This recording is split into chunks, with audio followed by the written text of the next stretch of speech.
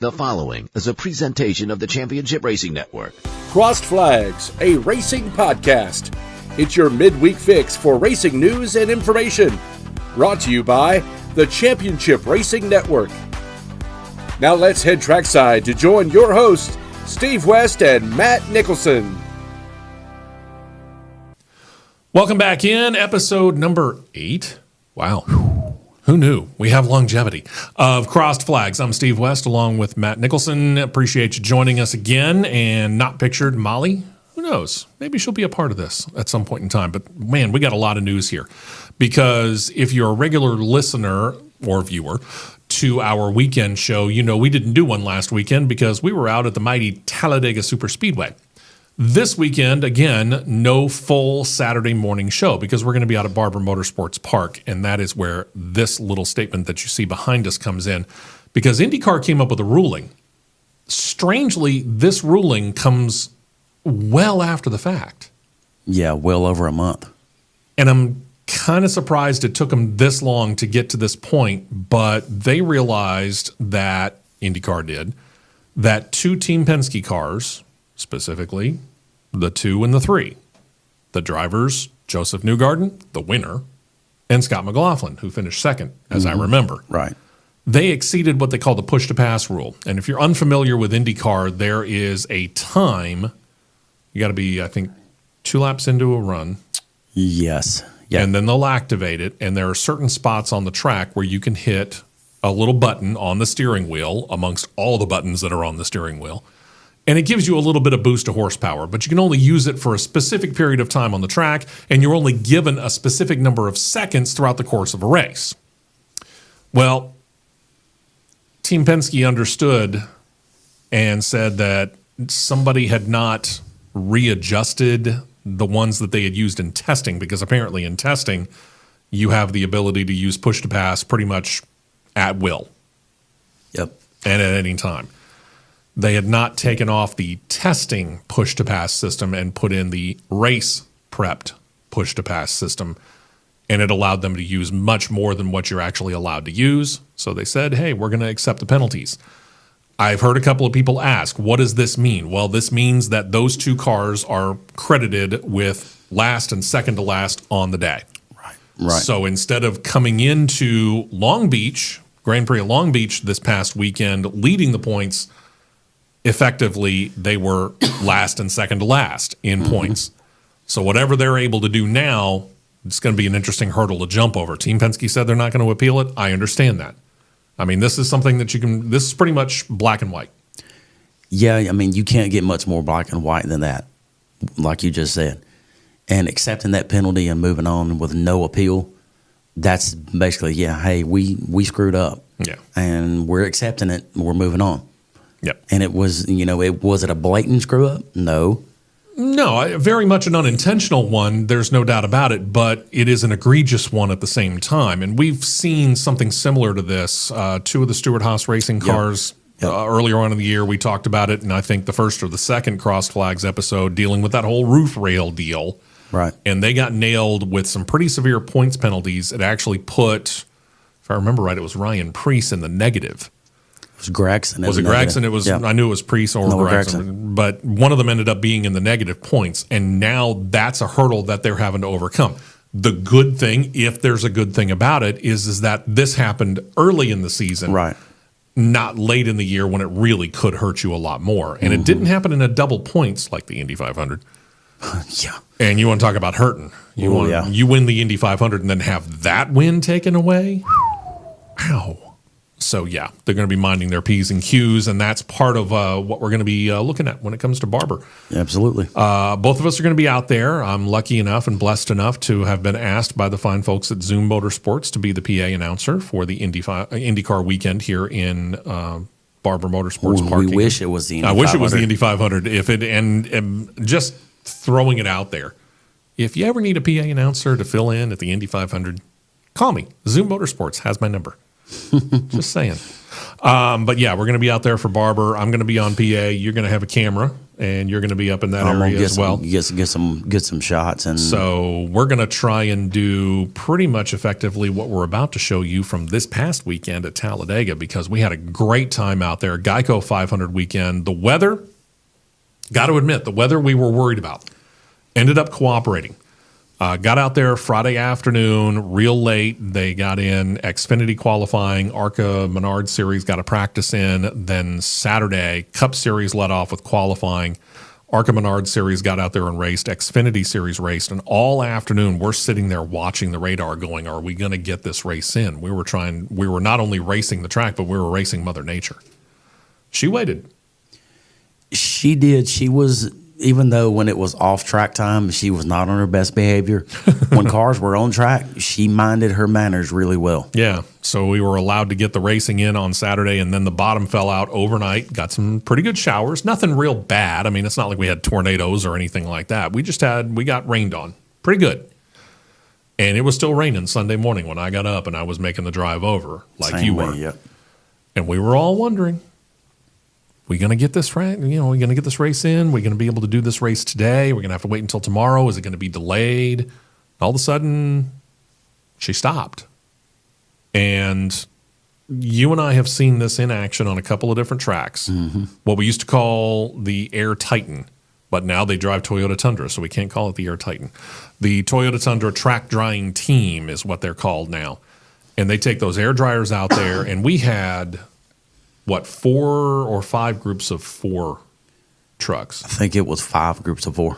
So we had 20 air drying trucks. They had 2 different of the jet drying trucks out there. Plus we had the sweepers out there, and they got that track dry, even with kind of a resurgence in a sprinkle, which took the light spots that had grown up there. Because, and I'll tell you this right now. Talladega was repaved in 2007. It's much lighter now.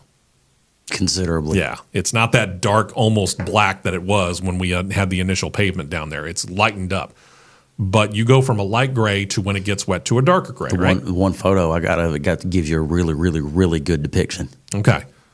Well, they got to the point where we were starting to see a whole lot of light gray, and then Mother Nature said, you know what, we'll throw a little more rain at you just to play with you. And all that light gray went away. It went back to dark gray. We knew we were wet. It was like, oh, gosh, have we lost this track? Turned out we didn't. They were able to get everything done in time. Television started on time. The race started on time as scheduled. And by the end of the race, it was like picture postcard, Chamber of Commerce ordered this weather kind of day. It was. Really good weather. Really good. Really, really beautiful. So we're going to start throwing a few pictures at you here and having a little fun with explaining it. And Molly is going to be the person who's going to be starting off with a whole lot of pictures, a lot more pictures than what we have ever thrown her way. We'll just put that in the reality of it. She has not had to deal with this many pictures from us yet. But you know what? Be prepared, Molly, because probably next weekend we're going to do the same thing. So here you go. Here's a picture of the track. And this has become a habit of yours to take a look at the track by setting the camera literally on the track surface and looking back towards, in this case, through the tri-oval. Usually it's turn 4. Yeah, typically I'll find a good place to where I know that there are not going to be any people walking in front of me or walking in the shot. I just took the camera that I had and laid it down on the track and just hit 2-3 shots, and I'm going. That was this Saturday or Sunday? That was Saturday. That was Saturday. I was going to ask because I was sitting there looking at the clouds up there at the top of the screen. That was Saturday. Yeah, so I figured that was, but I wanted to double check and make sure. So we go from that picture to there's that light gray that I was talking about. I mean, in some cases it looks almost white, but when it gets rained on, you see a lot darker pavement. And one thing that I recognized too, where I was able to get up close view of everything, she's coming apart. She's starting to separate a little bit. She's starting to see a little bit of age. She's aging. But the funny thing is, had the chance the weekend of the Wild Game Cook-Off that you were not able to be there, and that was what, 3 weeks to a month, give or take? Something like that, yeah. Before the Geico 500 weekend. And thank you to the Alabama Wildlife Federation. If you watch an earlier Crossed Flags episode, I was wearing the T-shirt that had the AWF logo on the pocket. And I had the chance to be taken out in one of the pace cars that was being used by the track for this weekend, specifically the Mustang. And I was able to notice on the track that the seams are showing up a lot more, which I'm sure you noticed. Oh, yeah. But something that you wouldn't really notice by just walking on the track very much unless you were a regular of walking along the track. Right. What had been a glass smooth track for many years after it had been repaved, starting to just get she's settling a little bit. Yeah, starting to get a little bit of bumpiness. Now, nothing ridiculously horrific, okay? Nothing to where you're going to, bounce and all of a sudden fly yourself into the wall. Right. But it's just a little bit. And it was shown in slow motion at one point in time on the Fox network when they were showing qualifying on Saturday morning. Mm-hmm. And I want to say it was the 4 car of Josh Berry. Right. That they were showing in slow motion coming through turns 3 and 4. And in slow motion, you could just see the car doing this, bouncing up and down, bouncing up and down. Yeah, that's what I'm talking about. That's one thing that I caught too when I went to the turn 3 photo tower and had an angle looking down the backstretch across where they put the new tunnel in and into turn 3. One thing that I did notice too, when you left that patch area where they put the tunnel in and reset the asphalt, yeah, it's settling outside of that, and it's a little bit bumpier before and after. But I will say this, from having taken that pace car ride, that transition from the old pavement on the Alabama Gang Superstretch to that new pavement over the new tunnel and back to the old pavement, still remarkably smooth. It is. That's not a problem area. No, for the most part, yeah, it's still really smooth. So Talladega is holding up pretty well. I mean, again, it has been since 2007 when they repaved the track. So it's holding up quite well. I mean, we've seen a couple of tracks that they got repaved and they were coming up within 5-6 years. Yeah. Yep. Talladega is doing remarkably well. They are. All right. So that brings us to the racing on Sunday, and you having the photographer credentials, you had the ability to get a couple of really good shots. We're going to take you, if I remember the first picture here, we're going to take you fairly late into the race here. And there's a reason we wanted to show you this particular shot. Number one, it's very timely, the fact that you happen to be in the right place at the right time on this particular picture. This is a picture of the number 43 car during a crash. And it's timely for 2 things. Number one, we saw this move by the Toyota group. 7 Toyotas coming down on the pit lane, and they all gassed up with about 30 laps, give or take, to go. Mm-hmm. And they come out, and they're all still in that pack, and we're like, man, they've set themselves up. Yeah, they were setting themselves up. They were honestly, they were in position to where they could force everybody's hand to not ride on this half to 3/4 to a quarter to whatever level and percentage of the throttle you were trying to run at to save fuel. Yeah. They were forcing their hand. And we'll get back to the fuel run situation here in just a couple of minutes. But a fuel run at Talladega's at full speed, about 40 to 43 laps. Roughly. Ish. But we've been watching these guys kind of soft pedal these cars to try and not use as much fuel. Well, these guys come down, they got 30 laps left to go on a fuel run. They don't have to sit there and soft pedal it. They can hammer down and go 100%, and that is going to force everybody else's hand. Right. Because I noticed something during the second stage when Chase Briscoe had to come in early. Oh, yeah, I noticed it quick too. Okay. Chase Briscoe ended up coming in early, had to get filled up with gas because he needed to get back on the lead lap. Well, he did that by staying out during the stage 1, going into stage 2 caution. Well, when he comes down, he comes back out. He's all by himself. Yeah. Under normal circumstances, you're going to get swallowed up. You're going to lose quickly. Sometimes 4 seconds a lap. At best, yeah. Okay. Maybe more. But, 4 to 6 seconds a lap. If everybody's going full speed, you're all by yourself, that group's going to start eating you up in a hurry. There were a couple of laps there when he first got out there that he knew he could flat-foot it, and he did. And the rest of the field, they weren't flat-footing it to the point where he actually made up 2 seconds over the course of 3 laps. At that specific time, I was down. I hadn't moved in position myself into turn 1 and 2. I was on the tower down there. and I knew he was he was by himself. And I'm thinking within 2 laps, he's dead meat. He's dead in the water. Took him a lot longer. But then I started watching. I'm like, wait a minute here.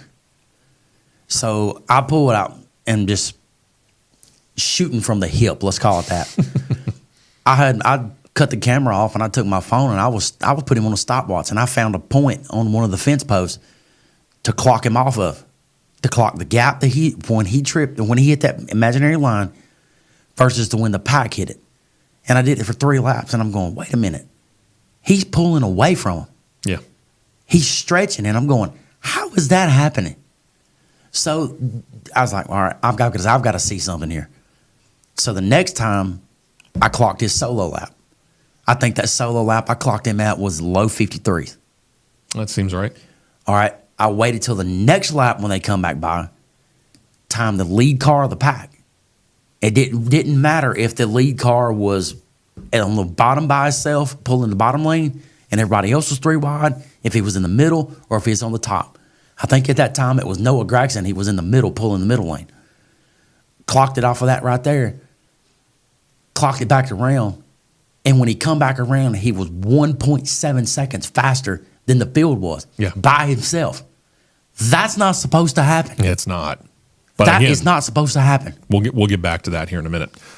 Go back to that 7-car Toyota line.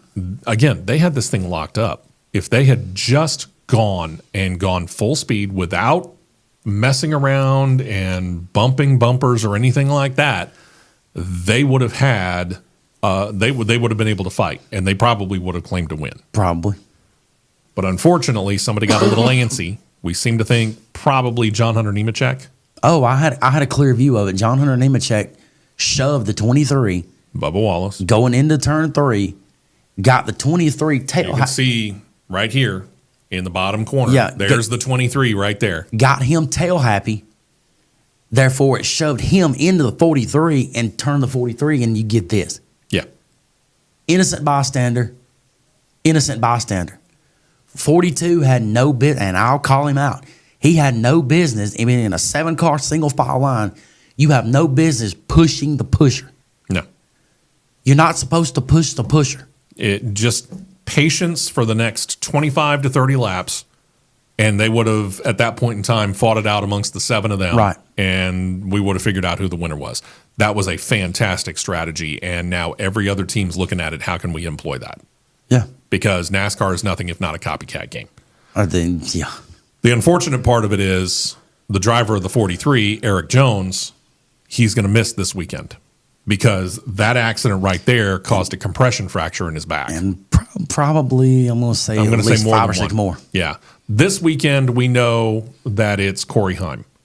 This may be a week-to-week thing. Corey Heim, in other words, may not be the driver every single week in the 43. I think the way the scheduling is going to shape out, as long as Jones is on the sidelines with his injury, with Corey Heim being the official reserve driver for Toyota, basically, he's got the seat unless there's a scheduling conflict with his primary duties of the Tricon Toyota and Truck Series. Yeah. But the way everything looks, 43 is Corey Heim for the next, I'm going to say, 5 to 6 weeks. Probably so. And our thoughts and our prayers go out to Eric Jones.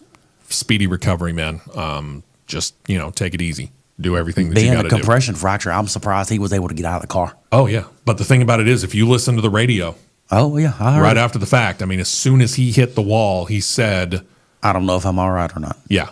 It's my back. I need help.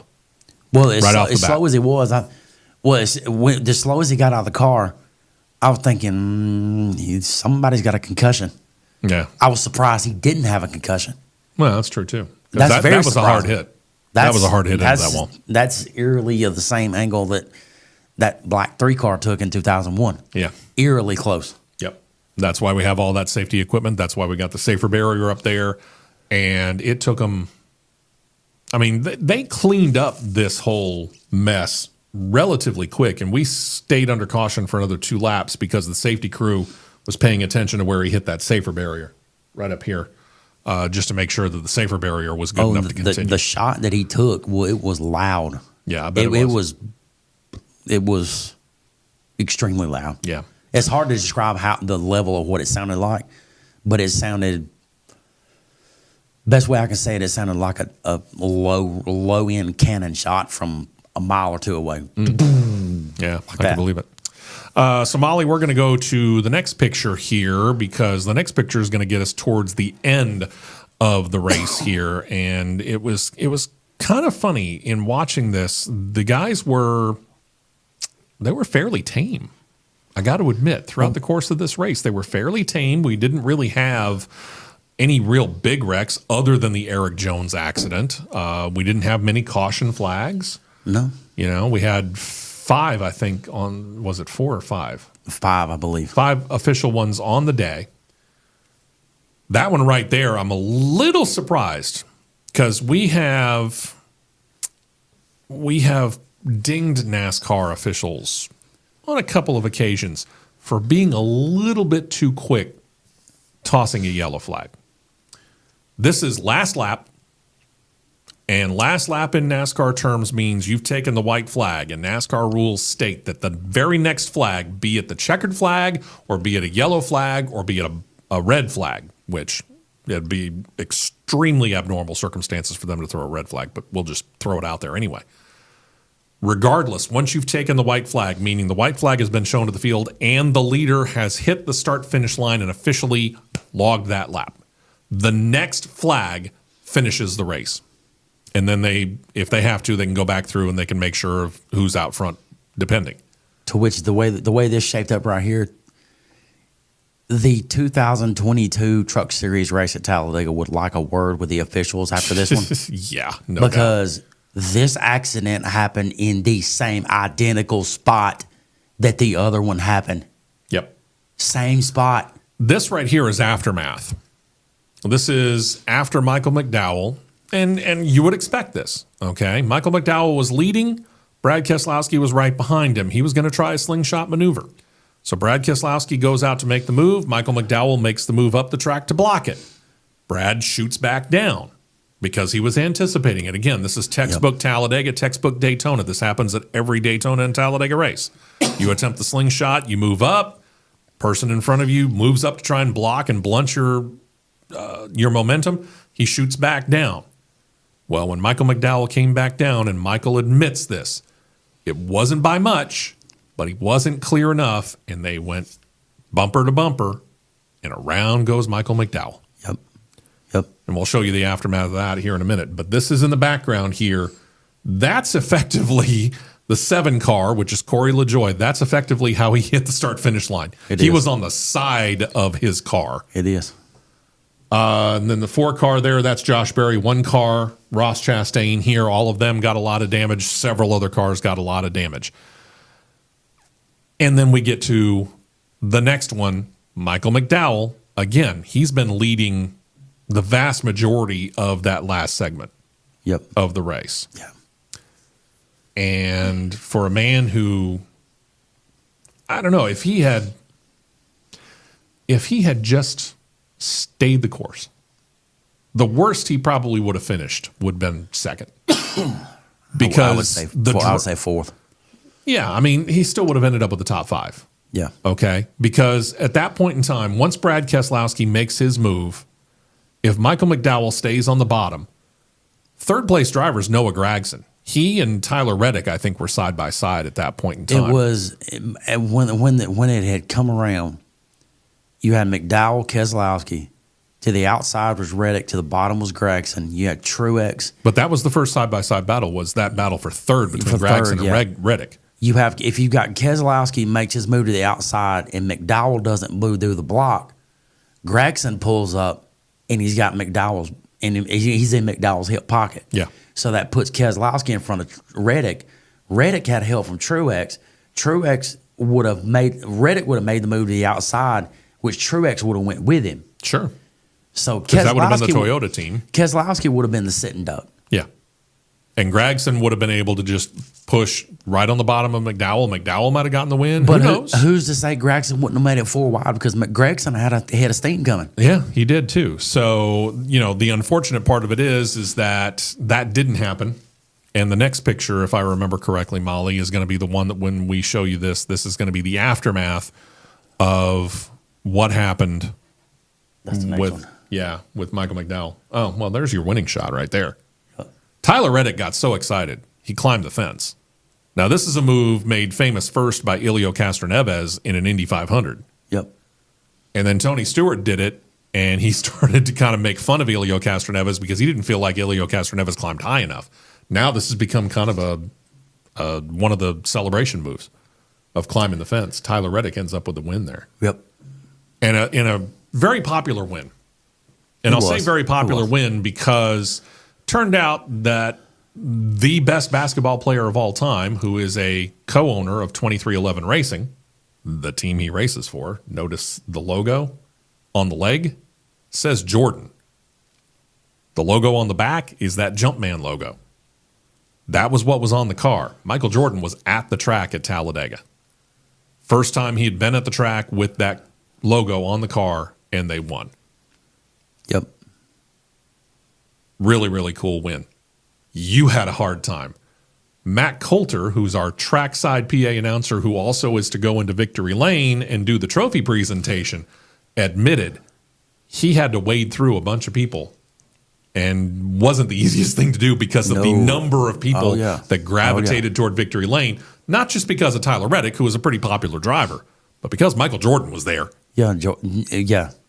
But I've got to give whoever does the Jordan car designs when the Jordan brand is on the car, Jordan, Nike, whatever you want to call it, whoever did this scheme and layout for this race, keep doing it. Oh, yeah. That was hands down the best looking Jordan car that has hit the track since they've started running Jordan brand schemes in 2022. The thing about it is they haven't really been all that bad, any of them. Most of them have been really good. There was one that sticks at Bristol that was terrible. Yeah. But for the most part, they've done a really nice job of designing those Jordan brand cars. But that white and black car was that one stuck spot out, on. Man. That stuck out. It was huge.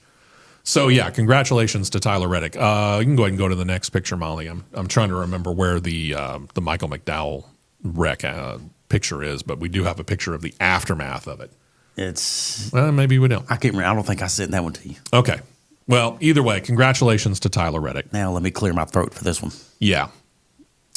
Two things. Number one, let's talk, while you get an idea of what we're about to deal with here, let's talk fuel mileage for a moment. Yeah. Because a lot of people are making a big deal out of fuel mileage, and we saw it at the Daytona 500. We didn't see it as much at Atlanta.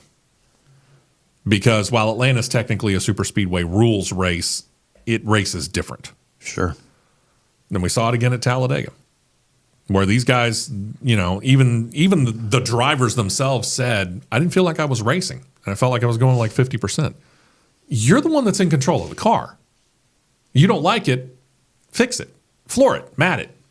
I think it was Eric Jones who said earlier in the race that if I wanted, no, I take that back. It wasn't him. It was one of the rookies. Carson Hocevar, I think. Might have been Carson Hocevar, now that you say it, yeah.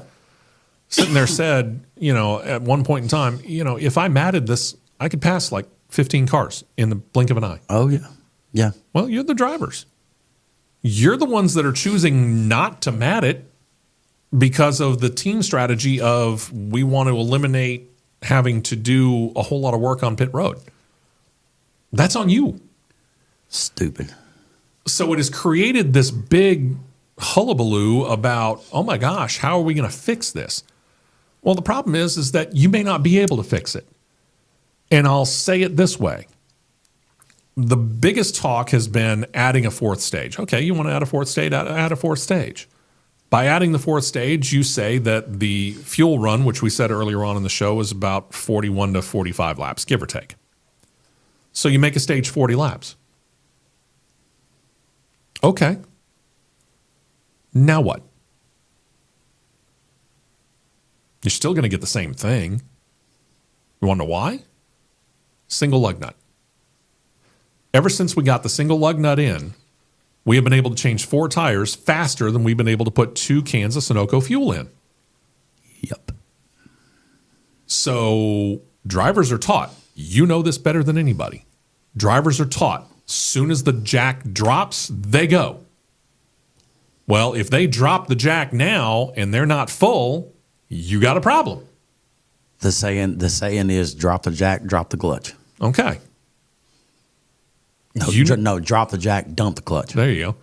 So you got a less than full tank of gas. That's a problem. So now we got to wait. So what they've done is they've started backing off the accelerator, saving fuel to hopefully be done filling the fuel tank before they're done changing the tires. You're still going to get the same thing. If you create 40 lap stages at Talladega or Daytona in a 500-mile race, you're still going to get the same thing because they're still going to come down during the stage break. They're going to change tires, and they're going to want to make sure that they don't have to dump as much fuel. So, no, it's not going to change anything. It will change other stuff because there is the law of unintended consequences. It won't change it at Daytona, but it could change it. Could change it at Talladega. I don't see it. I'm sorry, I don't. Because here's how it could change at Talladega. Talladega's 188 laps. If you go 4 stages, if you go 45, 45, 45, 45, that's 180 laps. Yeah. You got 8 more laps to do. You go 45, 45, 49, 49, then you've got your 188 lap race. Okay? But if your fuel run is 41 to 45, you've got stage 1 and stage 2 covered. You're still going to have to either A, hope for a caution, or B, you're going to have to ride half throttle for 10 laps in each stage to save those 4 laps worth. So that brings us back to that law of unintended consequences. They came out and said, let's change from 5 lug nut rims to a single lug nut rim. Here's the law of unintended consequences. NASCAR, by mandating the single lug nut wheel, has created Daytona and Talladega to be fuel mileage races. Yep. The only thing that they're going to be able to do is change the one rule that states go 100% all the time. Enforce that rule. But here's the thing. Enforcing that rule will have unintended consequences later on down the line. It would, because riding 3 wide, or even 2 wide, or in some cases 4 wide, at half throttle, that is, how would you word that? That is a false perception. You're thinking everybody in the stands, I'm going to say all 90,000 people that was at the stands, which we know was less. Give or take. Give or take was 90, because I think it's permanent seating is 78. Let's just say 90. 90,000 people that was there. That false perception they're creating, they're out there racing like crazy. They're going after it. They're doing this. They're doing that. This is a crazy race. It looked great, too, because at the end of the race, 24 different leaders, 73 lead changes. But you look at the stopwatch and you're going, they're slow. I could take an ARCA car and outrun what they're running right now. They're slow. That's a little bit slow. Yeah. But, and again, he's the resident driver of the show. But I've come to the point where I've understood there's that unwritten rule in NASCAR that says you don't read the rule book for what is in there. You read the rule book for what isn't. Not in it. You're playing around in the edges. And these guys, there's a reason why NASCAR is not a solo thing. If it was just a solo thing, Talladega would be a 40-lap race. Free for all. Okay? It'd be a sprint. This is a team sport, much more than you realize. And that team sport means that the driver at a Talladega is relying on his crew chief, all the people in the pit crew, and the spotter. It's all a big team. And there are 37 other drivers that started that race on Sunday. Yep. And they all have that team, and they're all playing the long game. They're going, okay, to get to lap 188, to get to mile 500, how can we set ourselves up to be in the best position to win this race? And they're all strategizing. And they're all playing it backwards, and they're all realizing that the less time we spend on pit road by filling up a gas can or a gas tank, the better off we are. Yep. You're going to change a rule. You're going to change this rule or that rule, and it's going to affect things further on down the line because all it's going to take is one opportunity for them to adapt to it, and boom, suddenly everything changes. It is. Yep. You're right. So be careful, NASCAR, on switching rules and changing things up at a Daytona or a Talladega. If you want to enforce the go 100% all the time rule, but at that point in time, expect a whole lot more carnage because of a whole lot more accidents. Either that or take away the SMT data for the super speedways. Yeah. Might Because have to do that. that's what's causing most of the problem. Yeah, because they're all seeing what everybody else is doing. Everybody can see what everybody else is doing. Yeah. All right. So with that said, let's talk about these. This is Talladega's. Oh, I'm sorry. This was Talladega's. This is the scoring tower. That scoring tower was put up 1970s? No. That was put up in, I think it went up in the late 90s, early 2000s. Oh, that one did? Okay. But it predates me, and I started working out there in 2007. Yeah. Okay. That thing right there got hit by lightning so many times, and I heard so many stories about how it was basically rusting from the inside. They were amazed that the sign, rotating sign up there on the top, actually still worked. Yeah. Well, they took it down because they were worried that it would fall down. And you can see right on the bottom right there, if you're looking at the bottom of that picture, that's an 18-wheeler. He's not the only one that's in that area. That thing was right next to a roadway that you could run around the infield in. And there were a lot of people that were parking in and around that particular area. If that thing had fallen over, that would create major damage. And depending on who might be standing in the wrong spot at the wrong time, serious injury, if not death. So they took it down. Well, they haven't replaced it.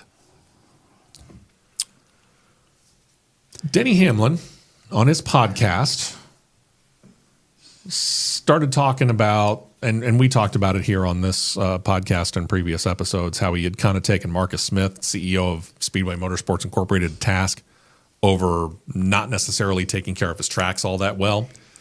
Noted, for example, that another track had taken out the scoreboard.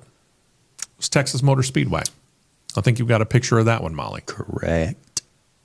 And he used that as an example of why Marcus Smith deserved to have or deserved to be criticized, because he was taking out a scoreboard. Now, a scoreboard's a nice, wonderful thing for the fans. It gives the fans a really, really good chance to see everything that's going on. You can see right here on this picture, 1st to 20th, right there. That's your position. Then digital readout, LED readout, light bar readout, whatever it is, depending on how old or new the scoring pylon happened to be, the car number's out to that side. So you could quickly look and go, okay, my favorite, the 22 is sitting there very obviously in 10th. My favorite driver is Joey Logano. He's the 22. Oh, 22 sitting in 10th. Boom, you know it right off the bat. Yep. And there are a whole lot of tracks out there that have those up. But Texas took it down. Talladega took ours down. You happen to be in a position to be able to hear some people complaining? As a matter of fact, I was.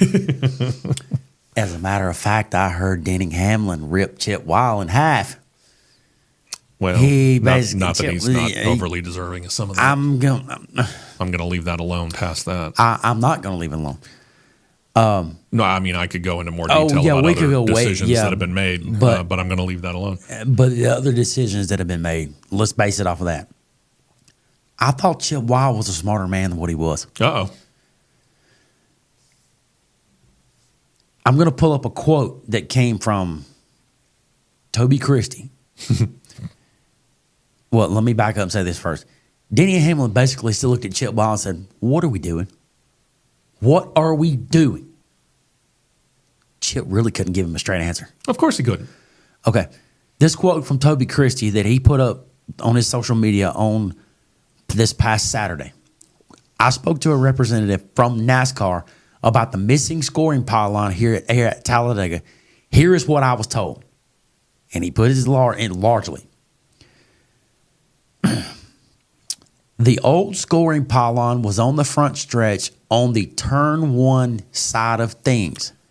He's thinking of Texas. He's thinking of Texas. Talladega's very much in the infield, very much around a whole lot of the fans. Which made it hard for many spots of people around the track to see. No. The decision didn't affect the sight line at all. The decision was made to invest in more video boards around the track, which there was not one single added video board nowhere at Talladega. Nope. I counted them, and I know where they sat, and there's the same amount that was there. to make sure a larger portion of the crowd and folks in the infield camping areas could see replays and have access to some scoring. Okay, here's their some scoring. You have 2 ribbon boards. That's basically what they are, ribbon boards, across the top of the 2 middle jumbotrons at Talladega in the infield. When you go to the furthest point away from there, which would be turn 3, you cannot make out what is what. All you see is colors of which block of which car is what. You're looking like, oh, red, orange, another red, blue, green. Who is that? Yeah. In turn 3, there is one television screen that is straight across from where the photo tower is, and it serves only really one purpose, for Motor Racing Network's Mike Bagley to be able to keep up and look and see who's what in the rundown. Yeah, because otherwise he's got his eyeballs stuck to binoculars the entire time. You can go to the next picture there. Okay. NASCAR, and back to what Toby Christie was saying, NASCAR will have a survey at the end of the weekend with the fans that attended, and we'll take feedback from that survey. Sure.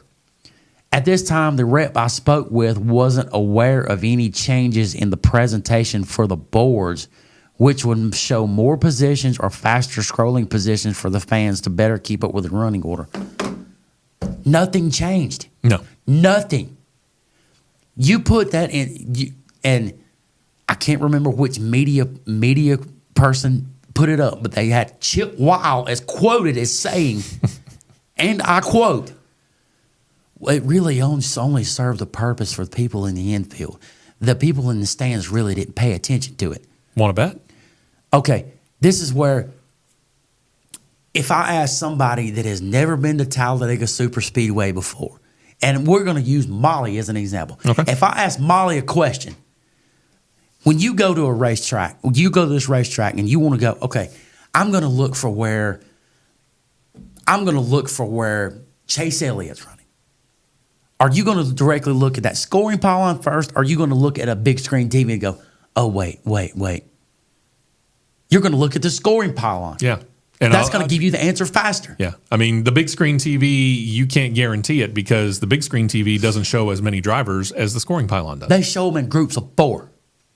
Top 4, they go 1, 2, 3, 4. It'll go 5, 6, 7, 8, 9, 10, 11, 12. The top 4 will stay there. I'll show you the one exception to that rule. That one right there. That's North Wilkesboro Speedway. Okay? Now, this is an older shot, but I can tell you right now, North Wilkesboro Speedway has refurbished that scoring pylon. You want to know how they refurbished it, people? They took the old frame, which is this right here. They took all of that out of the middle, and they have LED boards that can mimic the look of that old scoring pylon. Yep. But you notice that only deals with positions 1 through 7. But that's it. That LED. They kept that. Yeah. They kept it. And that LED can cycle through to a point they can go the bottom 2. They can go top 5, take the 6, 7, and go like 8, 9, 10, 11, 12, 13, 14, 15. Okay. And this gimmick, this absolute gimmick that I've heard more times than I can shake a stick at with in the last few days, well, a new scoring pylon would cost of $5 million.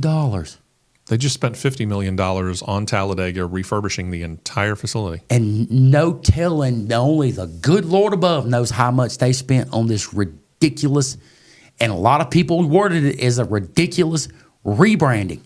That's true. Which that right there. Show you that. We showed you this in an earlier podcast. But that's the new logo. Which means that they had to redo all the signage all over the facility. And Talladega's huge. And they had to redo the walls. How much money did this spend? Did this cost? Plus you had to outfit everybody, including people like me, with all new outfit. I've probably got 15 to 20 shirts with the old Talladega logo that I've built up since 2007. I've got 7 alone. All of those are now done because I have to have the new logo. Yeah. Now, I don't mind the new logo. New logo looks fine. Okay? Is it hard to get used to? Sure.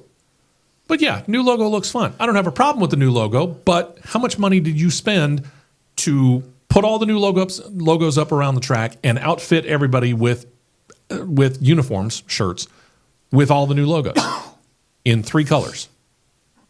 Maroon, black, blue polo shirts for this weekend, plus many of us got these light jackets. And I like this light jacket. It's very nice. Works out very well. But how much money did we spend on that? Let me show you what's the next picture here, Molly. Let's go to the next picture here. Probably going to be Indianapolis if I had to guess. It might be. No, it's Homestead, Miami. Homestead, Miami. There's a prime example of an LED board right there. Yeah.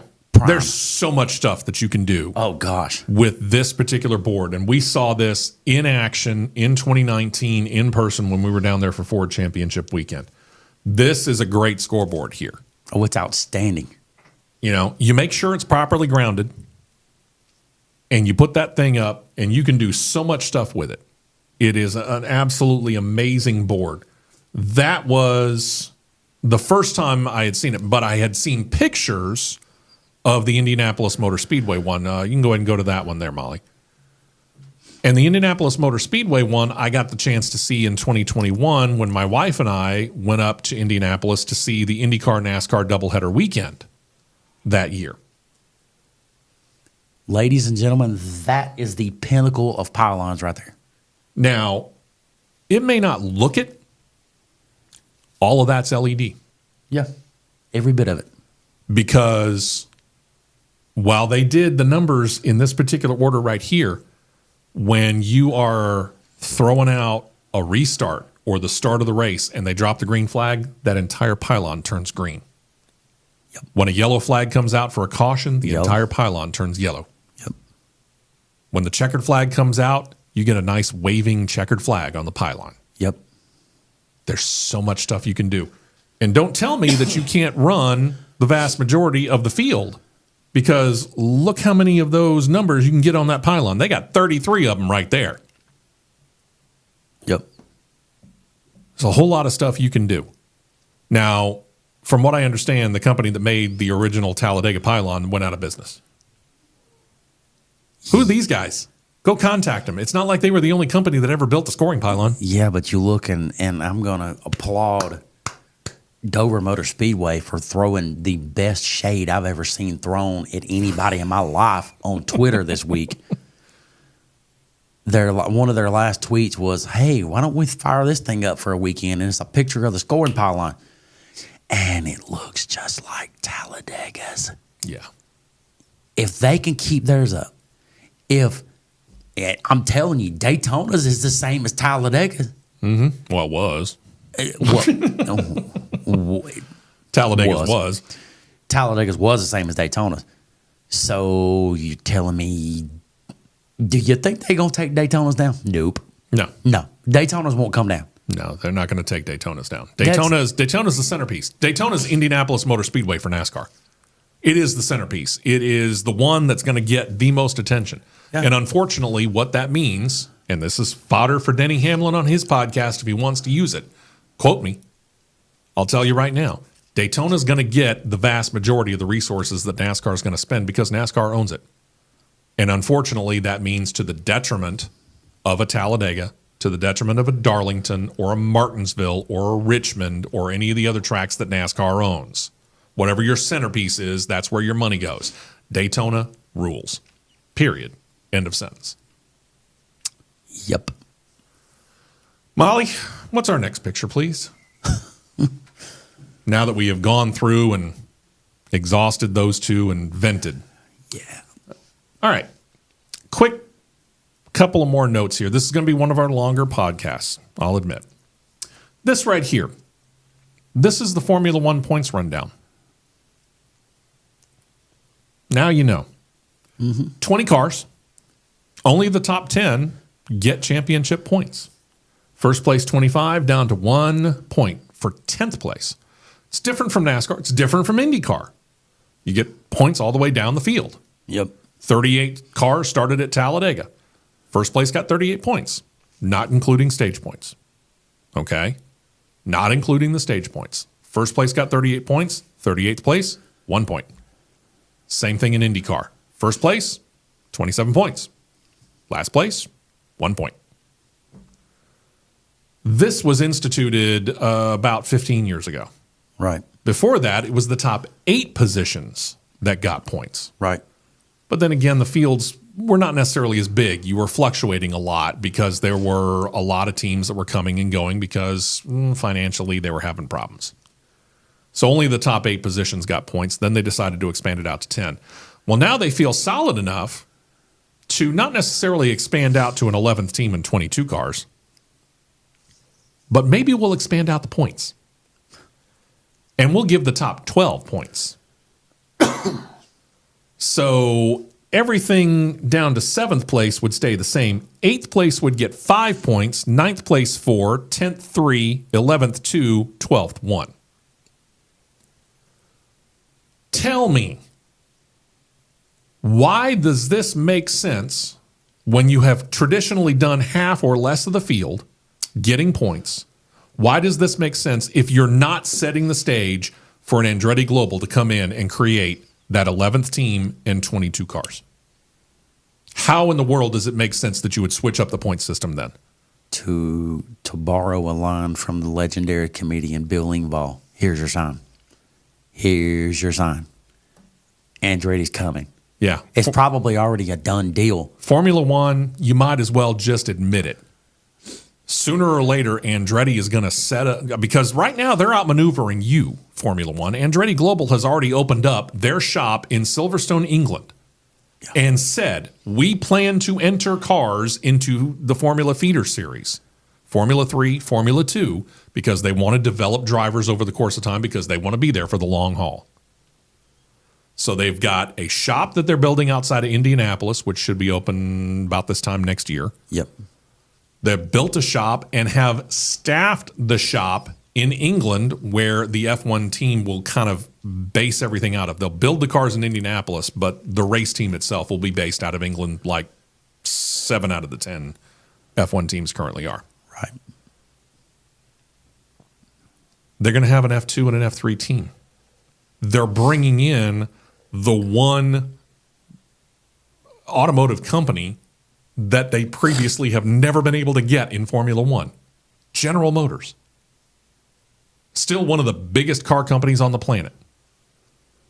Toyota, the Volkswagen Auto Group, General Motors. They're fighting 1, 2, and 3 for the most sales all around the world. And yet Formula One's going to sit there and hem and haw. But then you're going to talk about changing the point system up to allow the top 12 to get points? No. You might as well go ahead and announce and say, you know what, Andretti Global, you've outsmarted us every move. Come on. Bring it on. Yep. Might as well. I mean, because they pushed all their chips all in every single time. Sure. Whether it be a bluff or whether it be a straight up, I've got the better hand than you've got. They pushed all their chips all in every time. And F1's chip pile is really, really, really small. It is really, really small. So, and I've got news for you there, Formula One. I've had a peek at what Andretti Global's got in their hand right now for that final hand. It looks an awful lot like a royal flush. Yep. One more picture to show you here, because this came out over the weekend. Really, really cool stuff. Ray Evernham and Tony Stewart got together, 3-4 years ago? Yep. 4 years ago, I guess. Decided to kick up something called the Superstar Racing Experience. And they had this idea that they were going to get some retired drivers, maybe occasionally get a current driver from IndyCar, NASCAR, NHRA, whatever they could find. And retired drivers, like I said, from all around the world. For a while there, they had Mark Webber from Formula One set up to come in. But he unfortunately couldn't do it, as it turned out. But it created a neat little weekly series in the middle of the year, 6 weeks, where you went to short tracks around the country and you put on a really, really neat show. And you and I had the chance to go see the one at Nashville Fairgrounds in year number 2 of SRX.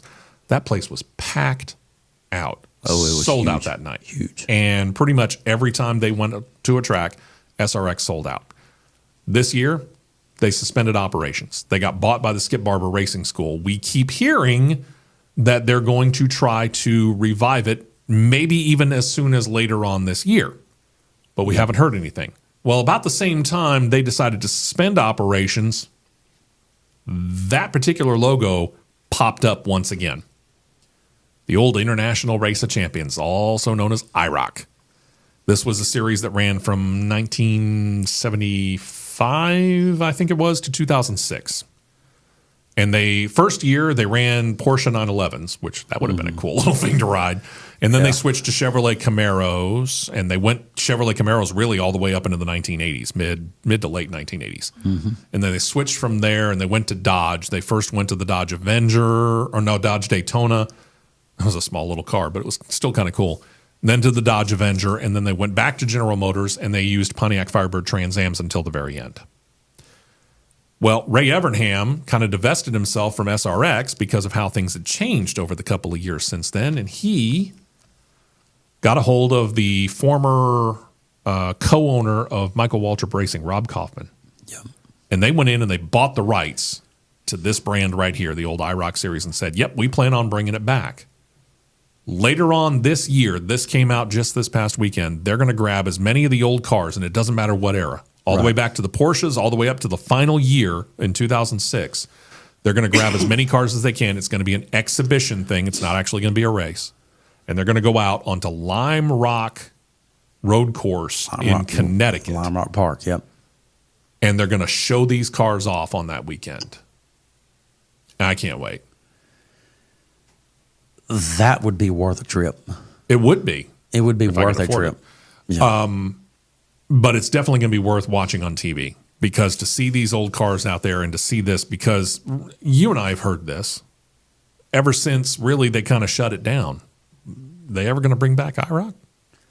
That's been kind of an underlying topic in the racing world ever since IROC shut down. Now we got the chance to bring it back, and you get to see some of those older cars. And they put it out there because they found a bunch of those old cars. I want to say about half a dozen of them of the final year or two in storage. And they've refurbished those, and they're asking anybody who might have ownership of an old one all the way back to that original year Porsche 911 to let them get a hold of it, even just to borrow it. I heard somebody, because he was the honorary starter for the Geico 500 this past weekend, I heard somebody ask Mark Martin in the media center if, with IROC deal, with him being one of the final champions of IROC, True, if he would consider coming back running an exhibition. He said, I am looking at it. In a heartbeat. And I bet you just about every other guy who ran IROC, champion or not, would say yes at the same time. Absolutely. I'm looking forward to this. This is good stuff. Wow, we've wasted almost an hour with you. Thank you for sticking around with us. We appreciate it. Next week, we'll kind of do it again because, as I noted, our weekend show, our Saturday morning show, is being preempted because of our activities at Barber Motorsports Park. And if you're in the Birmingham area and you've never been to Barber Motorsports Park, this would be the perfect weekend for you to come, because you get the chance to kind of park wherever you want to park yourself up. There's not really grandstands, but there's all kinds of fun places that you can find yourself out on fields, open fields. There's a couple of areas, like there's a fan zone along the back straight where you can kind of sit in some stands and, be a part of all the activities that are going there. Come on out. Check out the IndyCar race out at Barber Motorsports Park. If you've never been there, you won't be sorry. It's a great place to come. It's a beautiful facility, too. Absolutely. It's a fantastic facility. Take your time. Go through everything. Go through the museum, too. You won't regret it. So come on out. That's where we'll be. And next week, we'll talk about all that stuff as well. But, yeah, we will continue to work back towards getting to the 2-hour weekend show. That'll happen in early May. We've got a whole lot of pictures that are coming around from this guy, from this weekend. And they're on our Facebook page for Championship Racing Network. Yes. Go look there. Go look at our website, crnradio.us. I'm going to work up a blog post here pretty soon for that, number one. And number two, we're going to put a bunch of those pictures up there. Our thanks to John Myers, our weekend show producer, for doing all that. And thanks to Molly here for putting up with all these pictures that we've been throwing at her. We're going to throw more at her next week. Trust me. Y'all have a great week. Enjoy the racing this weekend. I know we will. And we'll talk to you next week right here on Crossed Flags.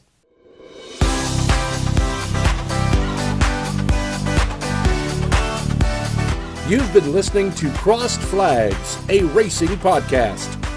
For more content like this, subscribe to CRN Live on YouTube, and you'll be set to catch the 2-hour live show every Saturday morning at 9 Eastern, 8 Central.